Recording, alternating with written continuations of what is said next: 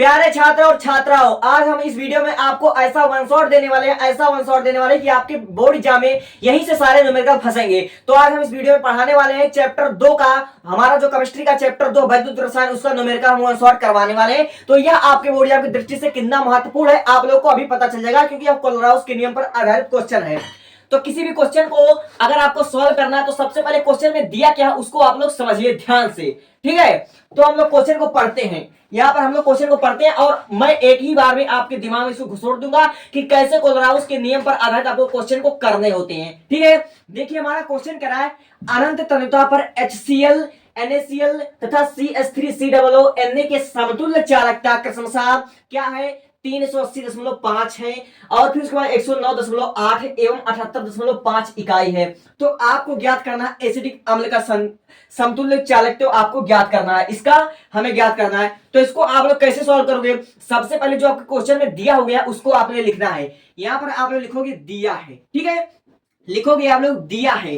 क्या दिया हुआ है, दिया हमको अनंत तन्यता पर HCl का हमारा जो क्रमशः समतुल्य चालकता है वह 380.5 दिया हुआ है, ठीक है। तो हमारा अनंत तन्यता पर, तो आप यहां पर लिखोगे, ठीक है, लेमडा इनफाइनाइट यानी कि अनंत तन्यता पर HCl का मान, यानी कि अनंत तन्यता पर हमारा HCl का जो हमारा मान है वह हमारा दिया हुआ 380.5। तो यहां पर लिखोगे 380.5 और इसको आप लोग मान लो पहला समीकरण, इसको आप लोग क्या मान लो, इसको मान लो पहला समीकरण। अब देखिए क्या दिया है NaCl, ठीक है, NaCl का जो हमारा दिया हुआ है वह 109.8 दिया हुआ है। तो यहां पर लिखोगे अनंत तन्यता पर यानी कि लैम्डा इनफाइनाइट बराबर NaCl हमारा कितना दिया हुआ है, NaCl आपका दिया हुआ 109.8। तो यहां पर लिखोगे 109.8, इसको हम मान लीजिए समीकरण दूसरा, ठीक है। अब देखिए यो CH3COO के समतुल्य चालकता क्रमशः कितना दिया हुआ है 78.5 दिया हुआ है। तो यहां पर लिखोगे लैम्डा इनफाइनाइट, क्या लिखोगे, यहां पर दिया हुआ है CH3COONA, ठीक है, दिया हुआ है हमारा बराबर 78.5। तो यहां लिखोगे 78.5, ठीक है। और इसको मान लो आप लोग समीकरण नंबर तीसरा। तो हमसे क्या पूछ रहा है, हमसे पूछ रहा है एसिटिक अम्ल का समतुल्य मान ज्ञात कीजिए। तो आपको एसिटिक अम्ल का सूत्र अच्छे से पता होने चाहिए, बोर्ड एग्जाम में बार बार सूत्र नहीं देता है। तो हमारा जो एसिटिक अम्ल का सूत्र होता है वो हमारा होता है, ठीक है, हमको ज्ञात करना है एसिटिक अम्ल। तो यहाँ पर अनंत तन्यता पर एसिटिक अम्ल का सूत्र होता है CH3COOH, ये होता है हमारा एसिटिक अम्ल का सूत्र और यही हमको ज्ञात करना है। तो आप लोग क्या करोगे, देखो हमारा पहला CH3COO, यहां पर आप लोग ध्यान से देखोगे तो हमारा एसिटिक अम्ल का जो सूत्र होता है CH3COO, ये वाला पार्ट जिसमें मिलेगा उस वाले समीकरण को जोड़ करके जो बाकी के समीकरण होंगे उसको घटा देना है। यानी कि आप लोग ढूंढो इन तीनों समीकरण में कि CH3COO किसमें मिल रहा है। तो आप लोग यहाँ पे ध्यान से देखो तो समीकरण नंबर तीसरा में आपको CH3COO यहां पर आपको मिल जाएगा। तो यानी कि आपको समीकरण तीसरा और H कहां पर मिलेगा, H आपको पहले वाले समीकरण में मिल रहा है। यानी कि समीकरण तीसरा और समीकरण पहले को आपको ऐड कर देना है और जो हमारा यहां पर देखो इसमें हमारा बचेगा हमारा Na बचेगा और इसमें बचेगा Cl। तो NaCl यहां पर दिया हुआ समीकरण दूसरा को आपने माइनस कर देना है। तो यहां पर आप लोग लिखोगे, ठीक है, यहां पर आप लोग लिखोगे कि समीकरण तीसरा हुआ, ठीक है, समीकरण तीसरा हुआ पहले को जोड़कर, ठीक है, पहले को जोड़कर यहां पर लिखोगे जोड़कर समीकरण दूसरा को घटाने पर, समीकरण दूसरा को घटाने पर, ठीक है।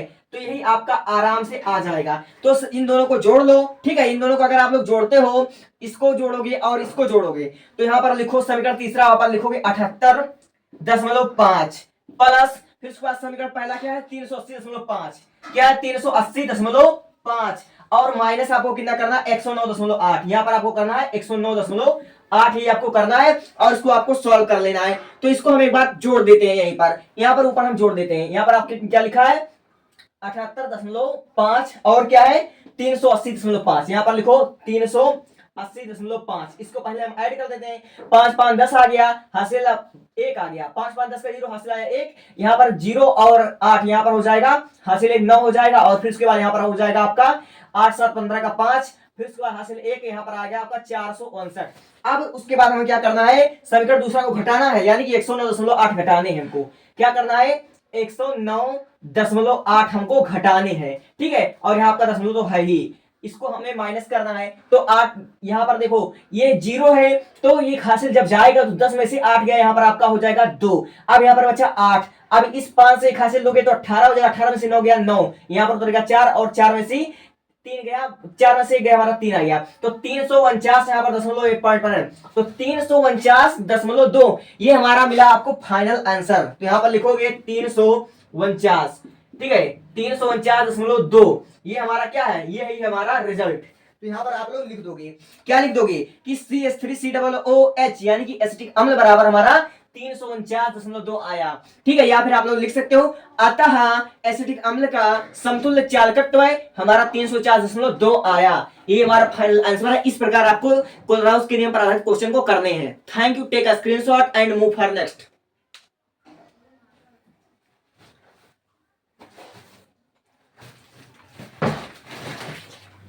2024 में आया हुआ, 2018 में आया हुआ, 2020 में आया हुआ है, यानी कि इस टाइप का जो क्वेश्चन है वह मोस्ट इंपॉर्टेंट है। तो हम देखते हैं कि इसको हल कैसे करना है, और हम एक बार में ही आपको समझाने का गारंटी लेते हैं। बस आप लोग भी अपना पूरा ध्यान इस बोर्ड पर लगाइए। हमारा जो पहला क्वेश्चन है वो हमारा दिया हुआ 298 केल्विन, ध्यान से समझिएगा, दिया हुआ 298 केल्विन पर 0.20 मोलरता या सांद्रता केसीएल विलयन की चालकता यानी कि कप्पा का मान, चालकता यानी कि विशिष्ट चालकता का मान जो हमारा दिया हुआ है 0.2048 साइमन सेंटीमीटर इनवर्स दिया हुआ है, ठीक है। इसके मोलर चालकता यानी कि हमसे लैम्डा एम का मान पूछ रहा है, उसकी हमको गणना करना है, ठीक है। तो इस टाइप का क्वेश्चन अगर आपको आ जाए तो उसको आप लोग हल कैसे करोगे। सबसे पहले आप लोग लिखोगे हल में दिया हुआ है, तो जो क्वेश्चन में दिया हुआ है उसको आपने सबसे पहले लिख लेना है। तो दिया हुआ 298 केल्विन, तो टेम्परेचर से हमको कोई लेना देना है नहीं, ठीक है। तो आपको दिया हुआ है यहाँ पर सांद्रता या मोलरता, तो सबसे पहले आप लोग लिखो मोलरता। मोलरता आपका कितना दिया, 0.20 मोल दिया हुआ है, 0.20 मोल आपका यहाँ पर दिया हुआ है, ठीक है। अब उसके बाद बात कर रहा है विलयन की चालकता, यानी कि जो हमारा कप्पा का मान है, जो विशिष्ट चालकता है वो हमारा दिया हुआ 0.2048 साइमन सेंटीमीटर स्क्वायर। तो यहाँ पर आपने लिख देना है कप्पा का मान, ठीक है। कप्पा का मान आपको दिया हुआ है 0.0248 साइमन सेंटीमीटर इनवर्स आपको दिया हुआ है। अब आपसे कह रहा है इसके मोलर चालकता गणना कीजिए, तो मोलर चालकता यानी कि लेमडा एम आपसे पूछ रहा है, तो लेमडा एम आपने ज्ञात करना, तो लेमडा एम बराबर आपने रख देना क्वेश्चन वर्ड। अब आपको लेमडा एम ज्ञात करना, तो इसका जो हमारा सूत्र होता है, ठीक है, इसका जो हमारा सूत्र होता है लेमडा एम बराबर आपका होता है कप्पा इंटू 1000, ठीक है, कप्पा इंटू 1000 अपान यम, ये होता है आपका सूत्र। और इसको आपने हाईलाइट कर लेना है, और इस सूत्र पर आपका गारंटी के साथ कोई ना क्वेश्चन 2026 में देखने को मिल जाएगा, चाहे वह एमसीक्यू मल्टीपल चॉइस क्वेश्चन में ही देखने को क्यों ना मिले, ठीक है। अब देखिए लेमडा एम बराबर कप्पा का मान जितना हमने निकाला था उसको यहाँ पर रख देना है, ठीक है। यहाँ पर आप लोग लिखोगे लेमडा एम, तो कप्पा बराबर हमारा जितना है उतना आपको यहाँ पर रख देना है 0.0248। अब इंटू आपने यहाँ पर 1000 दिया तो आप लिख लो 1000, आपने यहाँ पर 1000 रख देना है।